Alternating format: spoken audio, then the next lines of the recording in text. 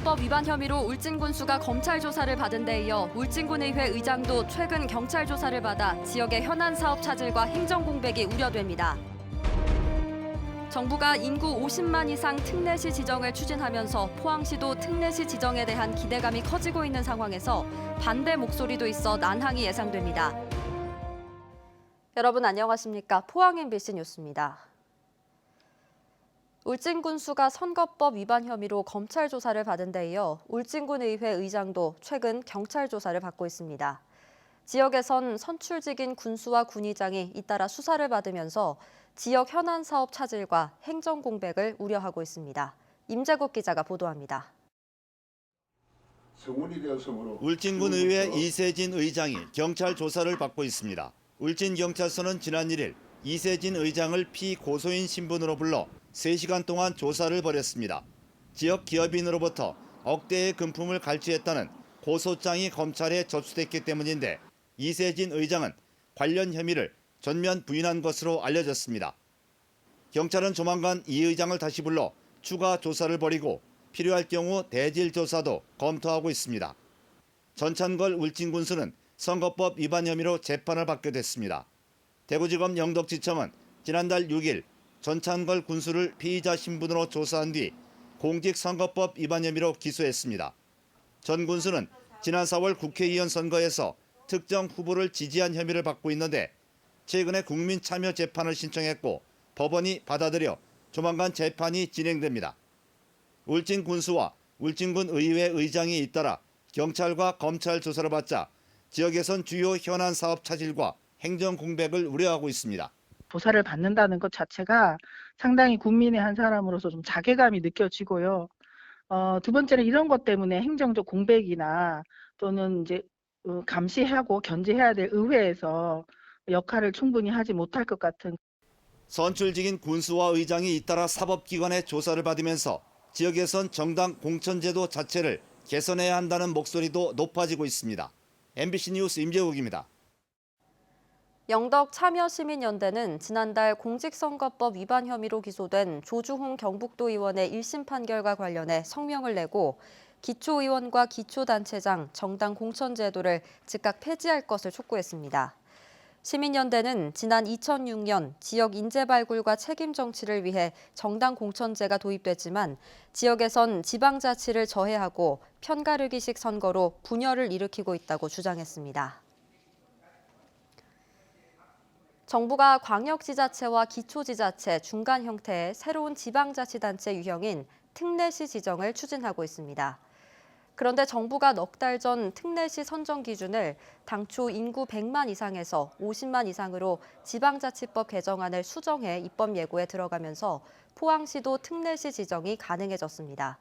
특례시가 되면 기초자치단체를 넘어선 권한과 자율권을 갖게 되는데 앞으로 넘어야 할 산이 많습니다. 이규설 기자입니다. 지난달 29일 경기도 화성에서 열린 전국 대도시 시장협의회 정기회의. 이 자리에서 이강덕 포항시장 등 전국의 인구 50만 이상 도시 시장들은 특례시 지정 기준을 인구 50만 이상 도시로 확대해 줄 것을 강력히 촉구했습니다. 그럼 특례시는 어떤 개념이고 지정이 되면 무슨 혜택이 있길래 이런 요구를 하는 걸까요? 특례시는 광역지자체와 기초지자체 중간 형태의 새로운 지방자치단체 유형으로 특례시가 되면 일반 시와는 차별화되는 훨씬 더 많은 권한을 가지게 됩니다. 지금도 인구 100만 이상의 도시는 도지사 승인 없이 지방채 발행이 가능하고 도시관리계획 변경, 50층 이하 건축물 허가 등의 권한과 함께 싱크탱크 역할을 할 수 있는 연구원 설립이 가능한데 특례시에는 이런 권한이 기본적으로 부여될 가능성이 높습니다. 인구 50만 이상 대도시를 특례시로 지정하는 안이 국가 균형 발전과 지역 경제 진흥을 위해 긍정적으로 심사되어야 한다고 봅니다. 특히 포항시 경우에는 포항 제철을 위시로 한 지역 경제의 특수성에 탄력적으로 대처할 수 있는 권한을 포항시가 가지는 것이 바람직할 수도 있다라고 봅니다. 행안부가 특례시 지정 기준을 100만 이상 도시에서 50만 이상으로 낮췄지만 포항이 혜택을 보려면 넘어야 할 산이 많습니다. 국회에서 심의 중인 지방자치법 개정안 195조를 살펴보면 대도시 특례 인정 기준이 인구 100만 이상 대도시와 인구 50만 이상으로서 행정 수요, 국가 균형 발전 등을 고려해 행안부가 지정하는 대도시로 규정되어 있습니다. 즉 포항과 전주, 청주 등 인구 50만 이상 100만 이하 도시 12곳 가운데 일정 요건을 갖춘 도시만 특례시로 지정하겠다는 겁니다. 최근 세수와 권한 감소 등을 우려한 17개 시도지사들이 특례시 지정에 대해 공식적인 반대 의사를 밝혔고 인구 50만 미만 지자체들이 공개적으로 불만을 드러내고 있는 것도 걸림돌입니다. 반발이 거세지면서 특례시 지정 자체가 없었던 일이 되거나 다른 절충안이 나올 가능성도 배제하기 힘든 상황입니다. 전북 같은 경우는 전주, 그다음에 충북 같은 경우는 청주, 또 우리 경북 같은 경우 포항, 이렇게 각 지방마다 거점 도시를 육성을 해서 인근 지역이 같이 발전할 수 있는 그런 차원에서 일단 특례시로 지정되면 다른 시와는 차별화되는 법적 지위가 부여되는 만큼 포항이 특례시로 지정될 수 있도록 전방위적인 노력이 필요해 보입니다. MBC 뉴스 이규설입니다. 신라문화유산연구원은 경주 토암산 석탈의 사당지에 대한 긴급 발굴 조사 결과 제사와 관련된 건물터와 통일신라와 고려시대 중요 유물들을 확인했다고 밝혔습니다.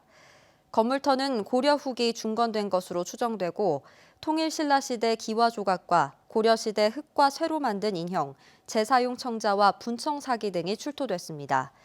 삼국유사에는 문무왕 때 석탈해의 뼈로 형상을 만들어 토암산의 동학진으로 모시고 국가 제사를 지냈다고 전해지고 있습니다. 포항시는 코로나19 재유행에 대비해 지역의 의료 체계를 정비했습니다. 우선 포항 지역 격리병상 숫자를 현재 11개에서 42개로 늘리고 포항 북구 시티병원과 남구 보건소 2곳에 호흡기 전담 클리닉을 설치했습니다. 또한 긴급 의료지원단을 꾸려 감염병에 신속히 대응할 수 있는 시스템을 마련했습니다.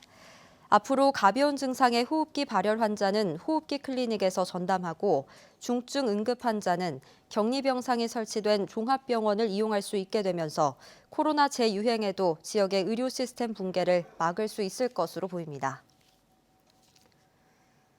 포항 수성사격장 폐쇄 여부를 두고 국방부와 주민들 간의 갈등이 좀처럼 좁혀지지 않고 있습니다. 과연 갈등의 해결책은 있는지 관계자들을 직접 만나 들어봤습니다. 박상환 기자가 보도합니다. 포항 수성사격장 인근 4천여 명의 주민들은 사격 훈련으로 인한 피해를 지난 60여 년간 겪고 있다고 주장합니다. 그것이 점차적으로 확대되어 와서 근래는 장비가 대형화되고 그걸로 인해서 포성이 커지고 소음과 진동이 극심에 달하게 됩니다. 달하게 됐고 또 점차적으로 군용지를 계속적으로 확대 수용함으로써 장기면 곳곳에 군용지가 산재되어 있습니다. 특히 주한미군 아파치 헬기 사격 훈련은 당초 경기도 포천의 사격장에서 실시했는데 올해 초 포항 수성사격장으로 옮기면서 주민들의 반발이 커진 상황입니다. 작년 이제 19년 초부터 이제 수성사격장으로 지정을 해주니까 여기 이제 내려오게 된 거죠. 다시 말해서 전혀 저 해병 1사단이나 우리 시나 장기면 민한테 사전 협의나 합의를 구하지 않고 국방부에서 일방적으로 미군하고 협의해가지고 그냥 지시 개념으로 해서 여기 내려오게 된 것이죠. 해병대 1사단 등 포항 주둔 부대들은 사격장 폐쇄는 곤란하다며 이러지도 저러지도 못하는 난처한 상황입니다. 사단이 포특사가 사격할 수 기간은 6개월도 채 안 됩니다. 그러다 보니까 사단 입장에서도 실무자들이 사격 프로그램을 짜는 데 있어가지고 참 우리도 훈련을 소화를 못하는데 이게 대부대들이 특히 주한미군까지 와서 되겠느냐 하고 참 난감한. 주민들은 오랜 기간 동안 국가 안보를 위해 참아왔지만 이제는 마을 발전을 위해서라도 수성사격장 완전 폐쇄를 요구하고 있습니다. 주민들의 밀집 지역입니다. 불과 수성사격장에서 1.5km 떨어져 있습니다. 그런데 수성사격장에서 타켓 사격 목표 지점이 여기인데 아파치 헬기가 이렇게 선회를 해서 수성 마을 상공에서 목표물을 보고 사격을 합니다. 사격을 할 때 이 유타라든지 도비타라든지 소음이라든지 이런 것이 이 수성리 마을에 얼마나 미치겠습니까? 두 차례 국방부 관계자가 포항 장기면을 찾았지만 양측의 입장만 확인한 채 여전히 갈등은 좁혀지지 않고 있습니다. 포항 MBC 시사토론 포항 수성사격장 운영 논란, 갈등 해결책은 오늘 밤 11시 30분에 방송됩니다. MBC 뉴스 박상환입니다.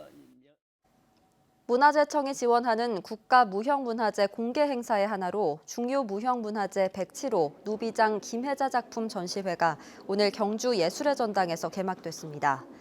천년 보옥, 한국의 누비, 과거와 현재라는 주제로 열린 이번 공개 행사에서 김혜자 씨와 전수생들이 한 땀 한 땀 정성 들여 만든 누비옷 작품들이 오는 8일까지 전시됩니다. 문화재청은 지난해 일부 개정된 매장 문화재 보호 및 조사에 관한 법률에 맞춰 시행령을 개정하고 오는 27일부터 시행한다고 밝혔습니다. 개정안에 따르면 발굴 허가를 받은 자가 중요 사항에 대한 변경이 있으면 변경 허가 절차를 거치도록 하고 매장 문화재 조사요원에 대해 안전관리와 조사 관련 전문 교육을 받도록 했습니다. 또 발굴 조사의 부실을 막고 안전관리를 강화하기 위해 현장 점검 사항을 구체적으로 정했습니다. 맑은 날씨 속에 때이른 추위가 이어지고 있습니다. 내일 아침 경주는 1도까지 기온이 떨어지면서 오늘보다 더 춥겠습니다. 조주경 기상캐스터입니다. 하루 사이에 계절이 초겨울로 변했습니다. 종일 찬바람이 불고 있는데요. 볼에 닿는 공기도 차갑습니다. 오늘 이렇게 춥지만 문제는 내일입니다. 밤사이에 찬 공기가 추가로 내려오면서 내일 경주의 아침 기온은 1도까지 뚝 떨어지겠습니다. 추위가 절정을 보일 텐데요. 두꺼운 겨울 외투로 보온에 신경 써주셔야겠습니다. 한편 경북 동해안 전 지역에는 건조주의보가 내려져 있습니다. 불씨 관리 잘해주셔야겠습니다. 이어서 자세한 지역별 날씨 보시면 내일 경북 동해안에는 예년 기온보다 4도에서 5도 정도 낮겠습니다. 아침 기온은 0도에서 3도로 시작하겠고요. 한낮에는 13도에서 머무르면서 종일 쌀쌀하겠습니다. 울릉도와 독도에는 내일 오전까지 흐린 곳이 있겠습니다. 아침 기온은 울릉도 6도, 독도 9도로 시작하겠고요. 한낮에는 11도에서 12도가 예상됩니다. 내일 동해 바다에서는 너울성 파도에 유의하셔야겠습니다. 바다의 물결은 동해 전해상에서 최고 3.5m까지 거세게 일겠습니다. 이번 추위는 목요일 아침까지 길게 이어지겠고요. 목요일 낮부터는 점차 기온을 회복하겠습니다. 날씨였습니다. 포항 등량주공 아파트 재건축 정비 사업이 오늘 착공식을 시작으로 본격적인 공사에 들어갔습니다. 이 사업은 그동안 사업성 부족 등으로 사업 추진에 어려움을 겪다 최근 지역 주택 건설 경기가 살아나면서 착공에 이르게 됐습니다. 기존 등량주공 아파트를 철거하고 아파트 6개 동 659세대를 신축할 예정이며 시공은 신원종합개발이 맡았습니다. 영덕군과 고용노동부 포항지청은 포항 고용복지 플러스 센터 영덕 출장소를 열고 매주 수요일 업무를 시작했습니다. 출장소는 영덕군청 별관 1층에 설치됐고 올해 말까지 기초생활수급자 자립 지원과 취업 성공 패키지 사업 위주로 서비스를 제공합니다. 영덕 출장소는 내년 1월 시행 예정인 국민취업지원제도 안착을 준비하고 포항까지 1시간 이상 소요되는 이동 불편을 해소하기 위해 설치됐습니다. 포항시는 오는 6일까지 청년 창업 프로그램 수강생을 모집합니다. 온라인 쇼핑몰 창업의 이해와 정리수납 전문가 창업반 등 6개 강좌 모두 42명을 모집할 계획입니다.